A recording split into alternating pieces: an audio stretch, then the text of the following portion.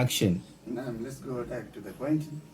Mheshimiwa, hivi unadhani ni kwa nini Mheshimiwa Dr. Samia Suluhu Hassan ametumia hikma gani kuwaita wazee kwa ajili ya kuzungumza nao na asiwaite vijana ambao kimsingi hawa vijana ndio wachochezi sana wa vurugu hizi ambazo zinazoendelea? Kwanza kabisa nitumie fursa hii adhimu na maridhawa kukushukuru kwanza kuuliza hili swali ambalo wengi pia wamekuwa wakijiuliza, kwa nini Mheshimiwa Rais wa Jamhuri ya Muungano wa Tanzania Dr. Samia Hassan Suluhu ameamua kukutana na wazee badala ya kukutana na vijana. Kuna hekima gani, ili hali vijana ndio washukiwa wakubwa wa vurugu na haya maandamano ambayo ni fujo? Kwa nini asiwaite vijana na waite wazee? Kwanza kabisa nitumie fursa hii kwa mara nyingine ya pekee kumshukuru Dr. Samia Hassan Suluhu kutokana na weledi wake na namna bora anavyoyafahamu mambo na kuyaendesha mambo, na namna bora anavyofahamu vijana wanahitaji nini na nini vijana wamekosa. Lakini pia nitakuwa mchoyo wa fadhila kama sintomshukuru Mheshimiwa Waziri Mkuu mteule Dr. Mwigulu Lameck Nchemba kwa namna anavyotengeneza wakati wa kukutana na kada za aina mbalimbali. Lakini pia ni ushukuru baraza zima la mawaziri ambalo limeteuliwa.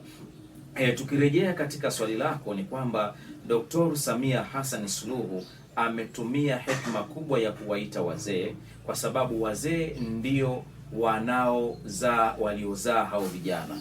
Wazee ndio wanaowalea hao vijana. Wazee pia ndio ambao wanaowasimamia hao vijana.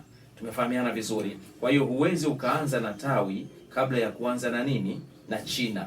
Tumefahamiana vizuri. Kwa hiyo Dr. Samia Hassan Suluhu ametumia hekima kubwa, kwa sababu akiamini kwamba idha saluhatil malhi fi ta'ami fa ta'amun laziza, kwamba chumvi inapokuwa imetulia katika chakula, maana yake ndiyo hupelekea chakula kile kiwe kitamu. Tumefahamiana vizuri. Kwa hiyo faman yuslihil malhi idha fasadat fi ta'ami, ni nani ambaye atakayekisawazisha chakula kilichoharibika katika nani ambaye atakayesawazisha chakula ikiwa chumvi yake imefanyaje? Imeharibika. Kwa hiyo tunaanza kwanza na wazee. Tumefahamiana vizuri, kwa sababu hawa wazee kwa kuwa ndio wasimamizi wa vijana, maana yake hawa ndio watakao kwenda kukaa na vijana wao. Lakini pia kwa nini Mheshimiwa Rais wa Jamhuri ya Muungano wa Tanzania Dr. Samia Hassan Suluhu amekutana na wazee? Kwa sababu tayari katika mambo makubwa aliyoyafanya, mambo ambayo yanastahiki sifa ya pekee, mambo ambayo yanaonyesha anawajali vijana na kuwapa kipaumbele, na akiamini kwamba vijana ndiyo chachu, ndiyo sosi ya mabadiliko.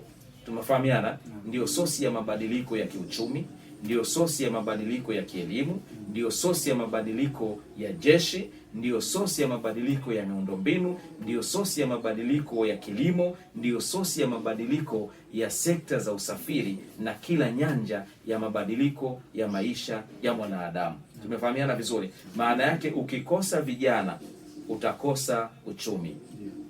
Tumefahamiana vizuri. Ukitaka uchumi wenye nguvu, basi imarisha nguvu kazi ya vijana. Ukitaka mapinduzi ya kielimu, imarisha nguvu ya vijana.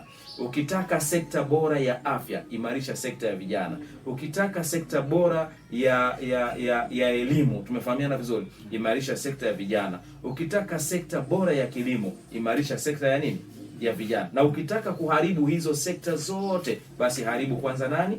Haribu vijana. Kwa hiyo katika mambo makubwa ambayo ameyafanya Dr. Samia Hassan Suluhu ni kutengeneza wizara maalumu ya mambo ya vijana. Tumefahamiana vizuri eh?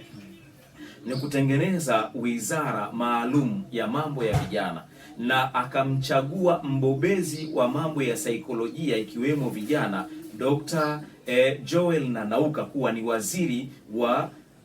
waziri wa sekta ya vijana. Tumefahamiana vizuri. Maana yake ni nini? Maana yake ni kwamba waziri huyu, moja kati ya kazi anazotakiwa kufanya ni kuonana na vijana na kuchukua maoni yao, kuchukua fikra zao, kuchukua maono yao, kwamba nini wanachohitaji kulingana na wakati ambao wanaokwenda. Ni msapoti sana Dr.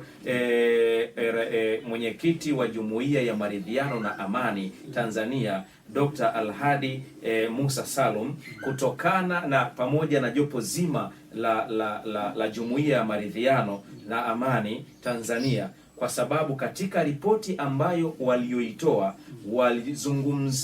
waligusia sehemu ya sababu zilizopelekea vijana kufanya vurugu katika nchi hii, ikiwemo tatizo la ukosefu wa ajira. Tumefahamiana vizuri. Maana yake ni kwamba tatizo hili la ukosefu wa ajira ni pamoja na serikali kutotupia macho katika kuwekeza juu ya nguvu ya vijana, katika kuwekeza katika rasilimali watu ya vijana, kwamba hawa vijana mahitaji yao ni nini, hawa vijana mustakabali wao ni upi, hawa vijana nini vikwazo vinazopelekea wao kuwaingiza katika nini, katika tatizo la ukosefu wa ajira. Sasa hii maana yake nini? Maana yake kwamba ameteuliwa Dr. Noel Nanauka kuonana na vijana kama waziri wa vijana, ili aweze kukusanya maoni yao. Katika kukusanya maoni yao, maana yake